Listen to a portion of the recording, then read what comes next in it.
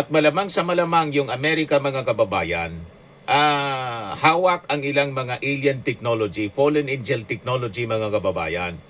Ni-reverse engineering nila nung yung iba, na-capture nila yung mga yung mga UFOs, yung mga spacecraft nila, ni-reverse engineering. Kaya nagpa-imbestiga po yung Congress ng Amerika 2 to 3 years ago yata yon.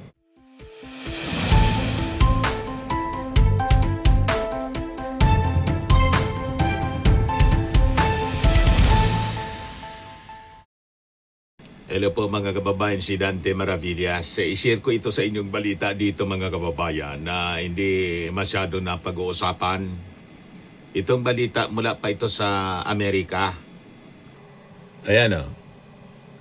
J.D. Vance, yung Vice Presidente ng Amerika. J.D. Vance warns UFOs could be demons flying around Earth, vows to get to the bottom of its secret files. Na-interview mga kababayan si US Vice President J.D. Vance. At ito yung sinabi niya. So, believer mga kababayan si J.D. Vance, Vice President ng Amerika, tulad ni US President Trump of the existence ng mga alien beings. Kaya nga po yung Amerika, 3 years ago yata ito o 2 years ago, nagsagawa po ng congressional investigation about the presence of alien beings sa mundo po. Yan yung congressional investigation as reported by CBS News. Pwede ninyo siyang i-search. UFO whistleblower says US recovered non-human biologics from crash sites. Yan UFO sightings from USS Jackson. They rose from the ocean, then vanished, sabi po ni Alexandro Wiggins. So ito na po yung disclosure na sinasabi ko po sa inyo na sa totoo lang, in the Bible, minention po ang existence ng mga extraterrestrial beings, mga UFOs sa modern man, aliens ang tawag. Pero kay Vice President J.D. Vance, tama yung kanyang belief. Just like President Trump, they believe in the existence, mga kababayan, of alien beings. Pero ang paniwala ni J.B. Vance, mga kababayan, Vice President ng Amerika, they are demons. Mga fallen angels po sila. Just like me, yun din ang aking belief. Kasi nasa Bible po siya. Pero ibigay ko muna sa inyo ang interview kay J.D. Vance, mga kababayan. Ayan So sabi dito mga kababayan sa balita, 3 days ago lang ito, kaya lang hindi masyado pinag-uusapan sa mainstream. US Vice President J.D. Vance is making headlines after sharing his controversial views on extraterrestrial life, saying he believes aliens may actually be demons. Speaking on a conservative podcast, Vance admitted he is obsessed with UFOs, also known as UAPs, unidentified anomalous phenomena, and promised to look deeper into government files that could shed light on the mystery. Despite not yet reviewing classified reports, he expressed strong personal beliefs shaped by religion, sabi dito sa balita. Bible believer kasi po si J.B. Vance, kaya parehas kami ng belief because naniwala siya sa revelation sa Bible. Kasi sa Bible, mga kababayan, nireveal siya noon pang panahon, nagpakita ang mga extraterrestrial beings sa mga ancient peoples. Yan ang totoo niyan. And they are coming back, mga kababayan. They have advanced technology. At malamang sa malamang yung Amerika, mga kababayan, hawak ang ilang mga alien technology, fallen angel technology, mga kababayan. Ni-reverse engineering nila nung yung iba, na-capture nila yung mga UFOs, yung mga spacecraft nila. Ni-reverse engineering. Kaya nagpa-imbestiga po yung yung Congress ng Amerika, 2 to 3 years ago yata yon. Mamaya i-replay ko po sa inyo. Tinatago nila kasi noon yung katotohanan, pero ngayon, nire-reveal na pa konti-konti.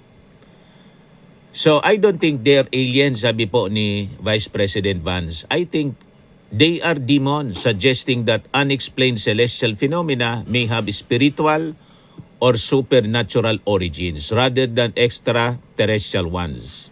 The remarks come as renewed interest in UFO disclosures grows, with Donald Trump posing for the release of government files and Barack Obama recently clarifying past comments about alien life.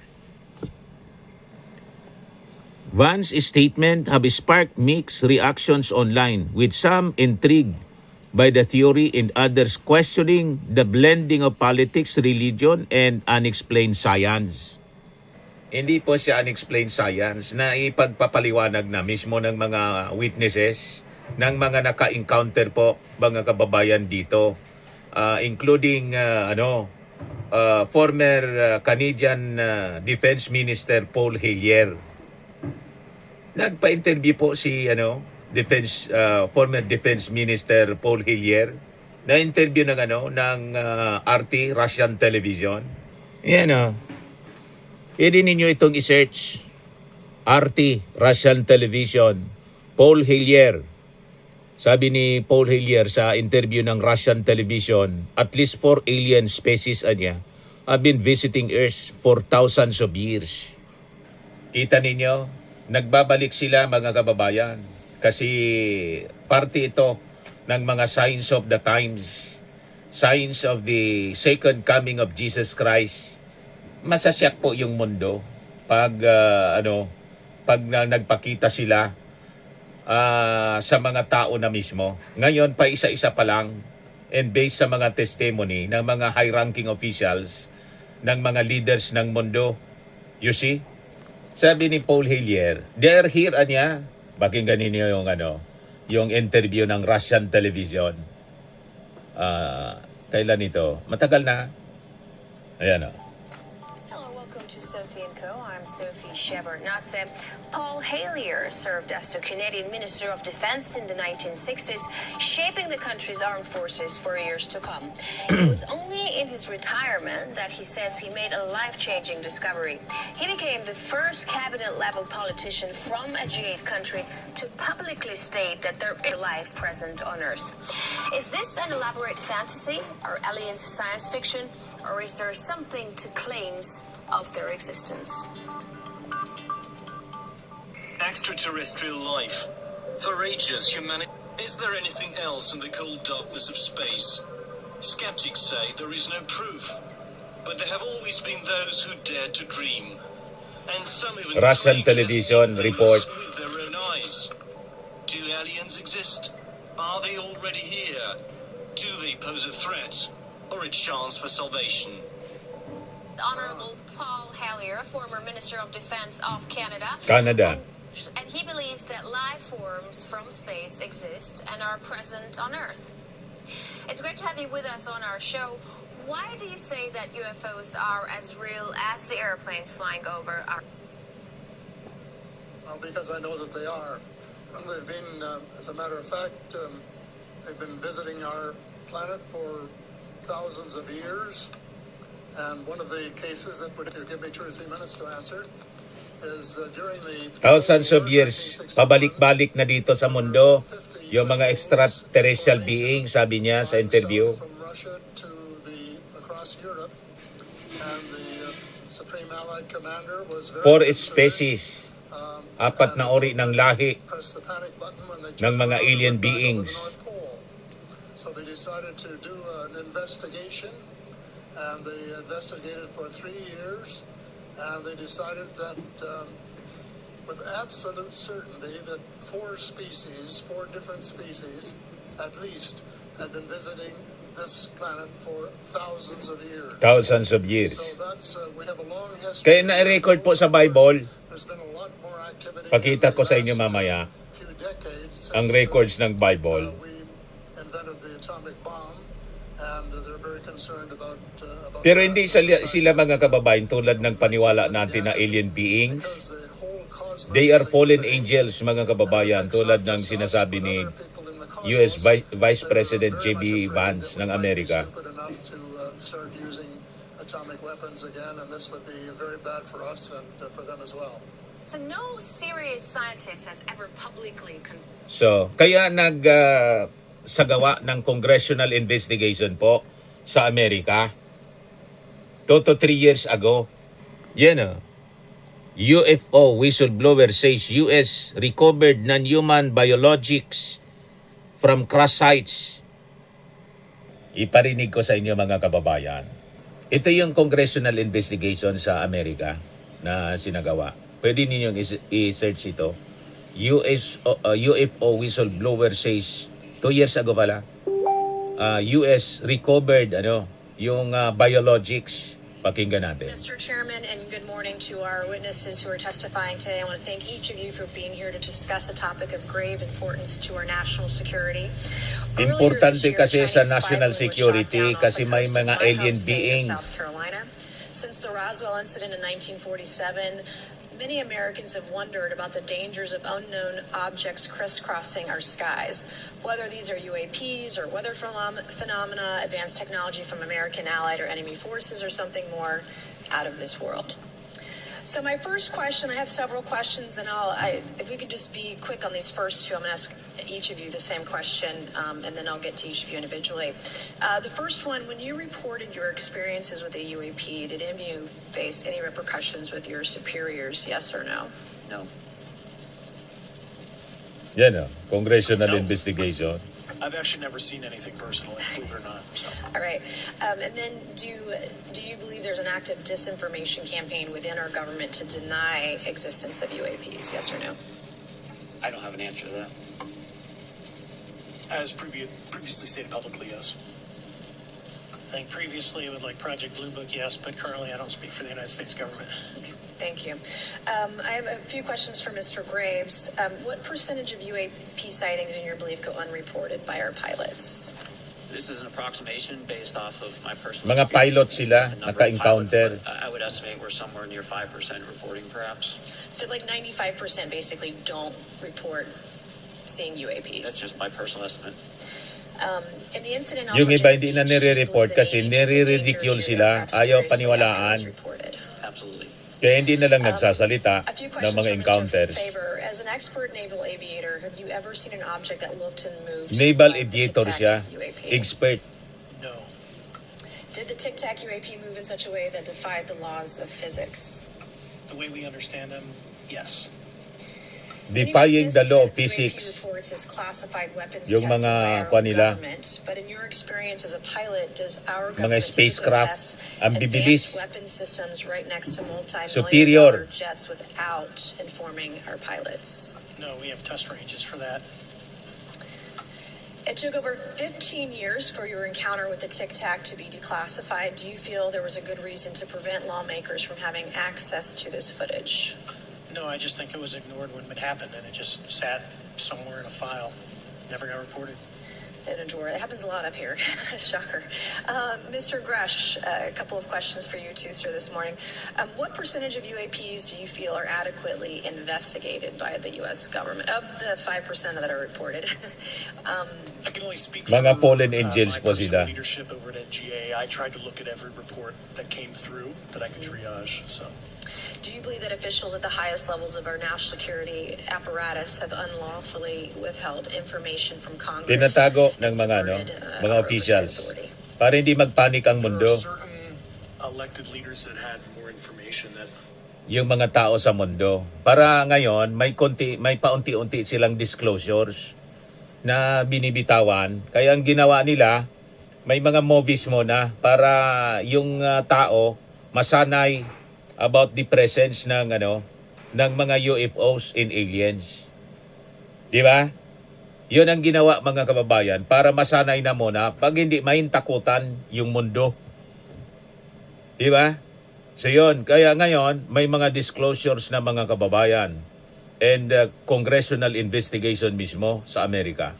I'm not sure what they've shared with certain Gang of Eight members or etc., but certainly I would not be surprised. Okay. You say that the government is in possession of potentially non-human spacecraft. Based on your experience and extensive conversations with experts, do you believe our government has made contact with intelligent extraterrestrials? Something I can't discuss in public setting. Hindi na nila ma-discuss about in public setting. Pero, alam niyang mayroon. At ang sabi, ang America in possession of UFOs, ni-reverse engineering nila. Kaya nakita ninyo yung mga technology ng Amerika, napaka-advanced. As compared sa mga discoveries and inventions ng ibang mga bansa, superior mga kababayan ang Amerika. You see, ni-reverse engineering nila. So, we have tawag dito, fallen angels technology. Something I can't discuss in public setting. Okay, I can't ask when you think this occurred. Ayaw Do niyang you believe i-discuss we have publicly. crashed craft, stated earlier, do we have the bodies of the pilots who piloted this craft? As I've stated publicly already in my News Nation interview, biologics came with some of these recoveries. Yeah. May na-recover pa.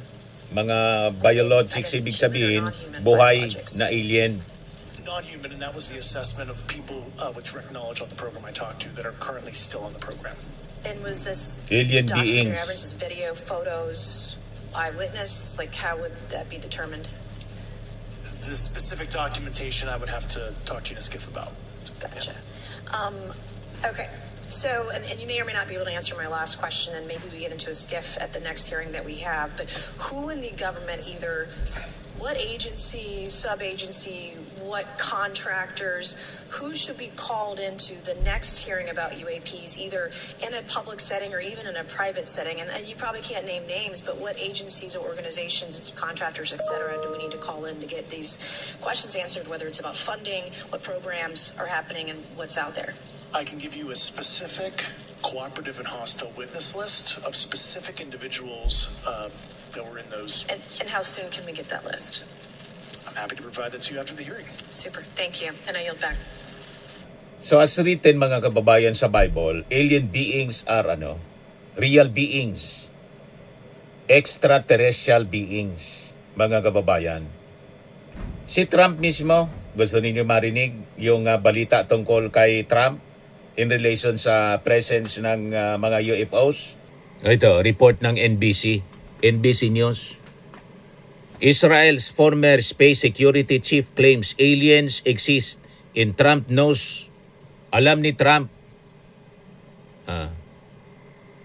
Natindihan niya, Mr. Maravillas. Alam nila. Because aliens are real beings. Kaya sige, palipad ng Amerika, mga kababayan ng mga spacecraft.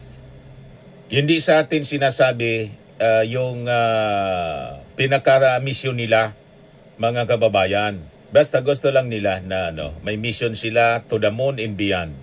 Ganon. Ngayon, pakinggan natin yung report ng NBC. Ito po. Aliens exist and President Trump knows about it. That's according to Israel's former space security chief.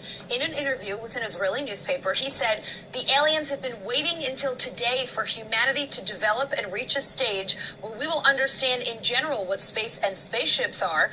NBC News chief global correspondent Bill Neely explains this one. Hi, Alison. Well, this is quite a story, and it comes from the man who headed Israel's space security program for nearly 30 years. Chaim Eshed is making the extraordinary claim that the United States and Israel have been in contact with a group of aliens for years, not immigrants, but extraterrestrials. He has called them the Galactic Federation of Aliens, and he says President Trump is aware of the existence of Kaya these yung aliens Amerika, may and has Space been on Force the na verge of sila. revealing their secrets, he claims, but was asked not to do so by the Federation in order to prevent what he calls mass hysteria. Well, the retired general Ayaw nila na magpanik yung mga tao sa mundo, mas hysteria. Kaya tinatago nila. Don't want to reveal themselves until humanity can evolve, he says, and understand what space really is. Well, the good news is that he claims an agreement has been reached between the US government and the aliens, a contract to May do agreement na yung experiments Amerika here. with aliens. There's also, he says, a secret underground base on Mars where there are American and alien representatives. Malamang yun ang misyon ng Former Artemis branch of 2. Israel's defense ministry is 87. He was Mag-establish very well ng permanent, respected, at least until now. And he permanent, settled with an interview with an Israeli newspaper in Hebrew, base but it's really in taken space. off after parts of it were published in English by the Jerusalem Post today. He says he's come forward now in the hope that his news will be accepted as true. He notes that if he'd made these claims 5 years ago, he would have been hospitalized, but now he says, I've got nothing to lose. Well, so far, President Trump has not tweeted about this, though remember a year ago, he did set up the Space Force as the fifth Space branch Force. of the U.S. Armed Forces. Well, we did ask the White House, the Department of Defense, and Israeli officials. Gre-ready na sila. So far, they have not responded to the NBC News request, and I wonder if they ever will. Alison. Ano masasabi ninyo? Niwala na kayo?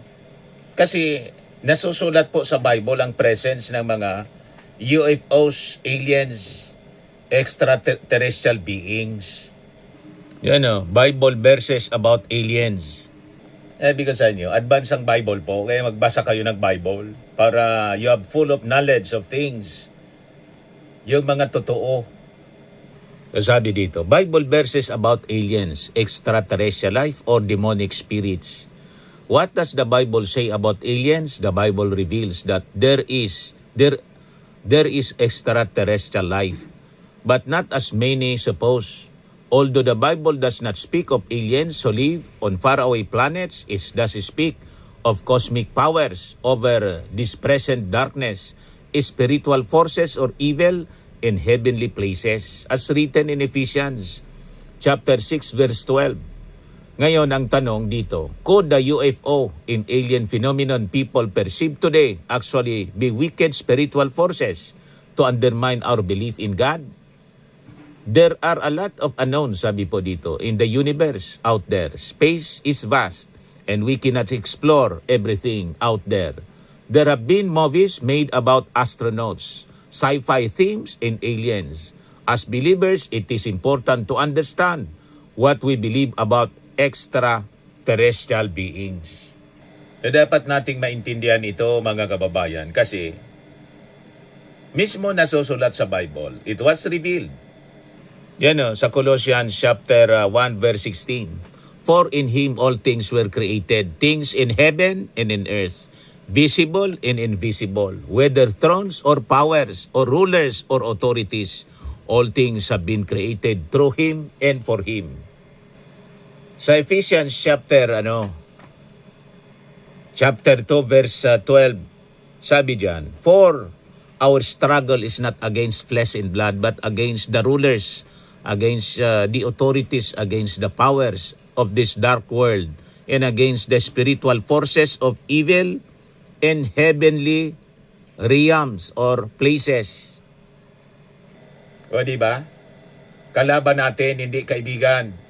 Yung mga aliens, fallen angels kasi demons, hindi natin sila kaibigan. Tama si J.B. Vance, US Vice President. Hindi natin sila kaibigan. Kaya kung may nagpo-promote na kaibigan natin yung mga aliens, hindi po. Kalaban natin. Ang target nila yung ating kaluluwa. Fallen angels and demons. Gusto nilang kasama nila sa kanilang karian, mga kababayan. Yung extraterrestrial spacecraft or UFOs, dinescribe ni Ezekiel, Prophet Ezekiel, chapter 1 verse 4, sabi niya, I looked and I saw a windstorm coming out of the north, an immense cloud with flashing lightning and surrounded by brilliant light. The center of the fire looked like glowing metal. Yun, kita ninyo? Glowing metal. Exact description of UFOs, mga kababayan, na kumikinang. Glowing metal. Nakita ni Ezekiel. Di ba? Kaya sabi ni Paul Hellyer, dating defense minister, Defense Minister, For thousands of years, aliens are visiting the Earth. At apat na klase yung alam niya, apat na uri ng species. Sabi ni Paul Hellyer, sa interview mismo ng Russian television RTO, Paul Hellyer, at least 4 alien species have been visiting Earth for thousands of years. Do not be deceived by aliens na pinopromote ng mga movies, Hollywood movies, alien beings. Pinalalabas nila na yung iba kaawa, yung iba kaibigan atin na niya. You will be deceived. Magkwampo kayo, magbasa ng Bible kasi sa Bible po, dinescribe na sila. And they are clearly fallen angels, demons. Tama itong sinabi ni US Vice President JB Vance. JB Vance warns UFOs could be demons flying around Earth, vows to get to the bottom of its secret files. Hindi yan po haka-haka or belief lang. Real stories ito, mga kababayan, and it's becoming mainstream. Nagpaimbestiga yung Congress ng Amerika. Kung hindi ito seryoso, magpapaimbestiga ba yung Congress ng Amerika? Ang mapapala nila dyan? Diba? Mga kababayan, kaya be ready sa alien invasion. Fallen angels, invasion of Earth during the tribulation period. Be ready. Kaya kayo mga unbelievers, tapos kayo. Diba? Ang sasama kayo sa mga fallen angels, demons, kasi i-invade sila during the tribulation period. Ito pa, Ezekiel chapter 1 verse 7, ano sabi diyan? Their legs were straight, their feet were like those of a calf, and gleamed like burnished bronze. Sa Isaiah, mga kababayan, chapter 13 verse 5, sabi siya diyan, they come from far away lands, from the ends of the heavens. Imagine, from the ends of the heavens. So far away, far away sila, the Lord and the weapons of his wrath to destroy the whole country. Sa Isaiah chapter 60 verse 8, sabi diyan, who are these that fly along like clouds, like doves to their nests? Ito, kakaibang nilalang ito. In Revelation, mga kababayan, Revelation 9, verse 7 to 11, sabi diyan, the locusts look like horses prepared for battle. On their heads, they wore something like crowns of gold, and their faces resembled human faces. Their hair was like women hair, and their teeth were like lion's teeth. Kakaibang nilalang. They had breastplates like breastplates of iron, and the sound of their wings was like the thundering of many horses in chariots rushing into battle. They had tails with stingers like scorpions, and in the tails they had power to torment people for 5 months. They had as king over them the angels of the abyss, whose name in Hebrew is Abaddon, and in Greek is Apollyon, that is destroyer. Si Satanas na mismo ito, description ito ng Diablo. Ipinakita, mga kababayan, mismo kay Saint John the Revelator sa Revelation. Siya yung author ng Revelation sa New Testament book. Nakita mismo. You see? So kahindik-hindik po ang tribulation period. It will come in the tribulation period, and we are so near, so close, mga kababayan, sa tribulation period. Kawawa yung mga maiiwan. Kung ano-anong kahindik-hindik na nilalang, mga kababayan, tulad ng alien movies, ang ma-encounter ninyo, talagang maintakutan kayo. Di ba? Kasi po, ang mga aliens, UFOs, are fallen angels, demons, tulad ng sinabi ni US Vice President J.D. Vance. Mag-ready kayo. Dinescribe ni Ezekiel, mga kababayan, no? Ezekiel chapter 1. Yan o. Verse 4, I looked and I saw a windstorm coming out of the north, an immense cloud with flashing lightning and surrounded by brilliant light, mga ilaw. The center of the fire looked like glowing metal, glowing metal. And the fire was what looked like 4 living creatures in appearance. Their form was human. Kita ninyo? Kung ano-ano, mga kababayan, yung makikita ninyo sa tribulation period, kakaibang mga nilalang. Di ba? Pwedeng may takutan talaga po kayo pag nakita ninyo yon. Kaya nire-ready na nila yung ating isipan. May congressional investigation na ginagawa sa Amerika. And to my yung theory natin, malamang sa malamang, kaya po grabe ang advances ng technology ng Amerika.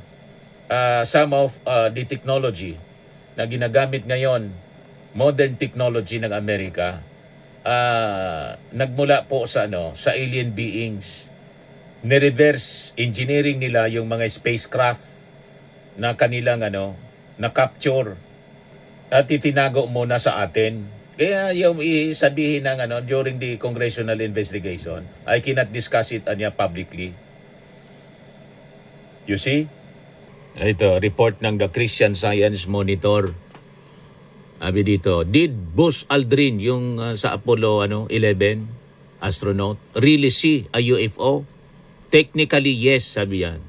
On NASA's famed Apollo 11 mission to the moon, astronaut Buzz Aldrin said he spotted a light traveling alongside his spacecraft. In a very narrow sense of the term, the light qualified as UFO. Tingin ninyo. Dinescribe sa Bible, kaya hindi magkakamali. Dinescribe siya, the presence of UFOs and alien beings confirmed by the Bible mismo. Sinulat ng mga propeta, mga kababayan, at ng mga apostol, tulad mga kababayan ni San Pablo at saka ni Saint John the Revelator. Sa mga naghanap ng malinis and spacious fitness gym, pumunta lang po kayo sa aming Colossal Fitness Gym. We also offer Grab Car Rental with our brand new 2023 model ng Toyota Innova. We also accept booking for those who are planning to travel via PAL, Cebu Pacific, and other airline companies, local and international, and bills payment for Meralco Bills, PLDT, Aleco Bills, etc. Ang Colossal Fitness Gym is located at 3rd floor Security Bank Building, Landco Business Park, Legazpi City, Albay. For inquiries, look for Chilon Maravillas. Contact number 0966-802-0949. Yan yung aming Innova. Lagi na pong matao sa amin. Pati mga foreigners po, tingnan ninyo. Mga British tourists sila. Ang lalaki ng katawan na, mga kababayan, nag-gym sa amin. Ito naman po, Indian National. Ito mga mga European sila. Ito naman yung bago naming product na binibenta online, Eye Glow Serum. Whitening po siya galing sa South Korea. Tingnan ninyo yung epekto sa aking anak na architect entrepreneur, Riz Maravillas. For inquiries, look for Riz Maravillas on FB. Ito naman po, Firmax Firming and Lifting Cream, pinapahid sa mga pulses and other affected areas. Mainam po ito sa mga pains at paninigas ng mga kasukasuan. Ito po, Automax Radiant Serum. Sa mukha naman yung application. Anti-aging po siya. You will look 10 years younger than your age. Ito naman po yung bagong product naming binibenta online. I am Worldwide Amazing Pure Organic Barley Powdered Drink Mix from Australia. Mainam po siya sa mga cancer patients. Tingnan niyo yan. Cancer free na po siya. Siya si Yoli Tan, ovarian cancer survivor. Sabi niya, barley did not just save my life, it gave me a new life. In 2019, Yoli faced the fight of her life. Through surgery and harsh chemotherapy, I am Worldwide Amazing Pure Organic Barley became her source of strength. It boosted her immune system when she needed it most and gave her the energy to keep going. 100% organic siya, immune system booster, trusted by survivors. For your inquiries and orders, dumiretso na lang kayo sa aking anak na architect entrepreneur, Riz Maravillas. Sa mga mahilig naman po sa mga imported bags and wallets, dumiretso na lang kayo kay Ma'am Eileen Rosales, Eileen Closet. Naka-base siya po sa Amerika. Yan yung kanyang online selling po. Yan. Every Sunday, 7 o'clock in the evening po. Ina-announce naman niya. Sa mga mahilig naman po magpa-spa, try ninyo dito po sa Pamper City, the Medical Aesthetics and Wellness Center. Matatagpuan sa Asiana City, Parañaque City, Metro Manila. Pamper City by OMG, your luxury escape.